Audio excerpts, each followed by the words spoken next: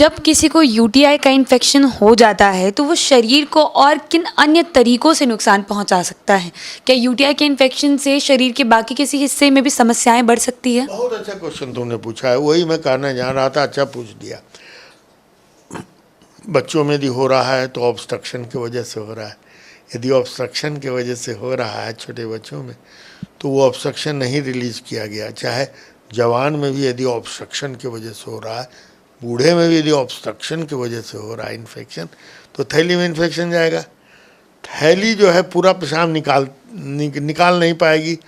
उसमें तालाब का पानी जिसे गंदा रहता है, झरना का पानी एकदम साफ रहता है क्योंकि हमेशा बहता रहता है, तो झरना का पानी के बदले वो तालाब का पानी हो जाता है थैली में।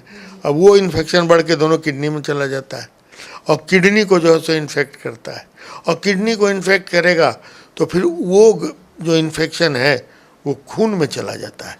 हम लोग जिसको सेप्टिसीमिया कहते हैं, यूरिनरी ट्रैक्ट इन्फेक्शन एक प्रमुख कारण है खून में इन्फेक्शन होने का, जिसको हम लोग सेप्टिसीमिया कहते हैं, और ये जानमारक होता है और सारे अन्य ऑर्गन्स को अफेक्ट कर देता है। उस पर हम आगे नहीं जाएंगे। लेकिन एक और मुख्य बात तुमको, अच्छा स्टोन किसी को है, उसके चलते पेशाब पूरा नहीं निकल रहा है, चाहे एक नली से या दूसरे किडनी से, तो वो जो यदि इन्फेक्शन हो गया तो निकल नहीं रहा है, उसमें इन्फेक्टेड हो जाएगा, वो किडनी खराब हो जाएगा।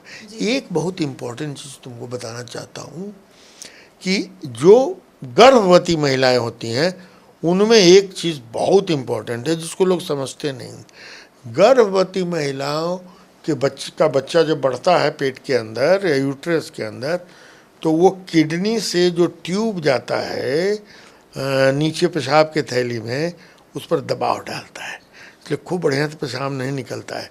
यदि उनमें इन्फेक्शन हो गया यूरिनरी ट्रैक्ट, एगो तो मूत्र नली छोटी, जल्दी से इन्फेक्शन हुआ, इन्फेक्शन यदि हो गया और किडनी की तरफ चला गया तो किडनी को बर्बाद कर देता है, और दोनों किडनी को बर्बाद करेगा क्योंकि दोनों तरफ दबाव होता है।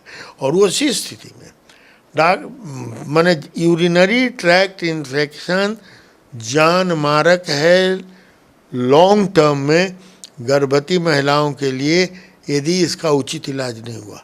हम लोग हमेशा कहते हैं गर्भवती महिलाओं में जैसे ही यूरिनरी ट्रैक्ट इन्फेक्शन हो, तो जब तक वो बच्चा पैदा नहीं हो जाए, जब भी हुआ, मान लीजिए 3 महीना की प्रेगनेंसी है, 6 महीना तक उसको सर्विलियंस में रखिए, बीच में यूरिन का जांच कराते रहिए, इन्फेक्शन नहीं हो, कुछ नहीं हो।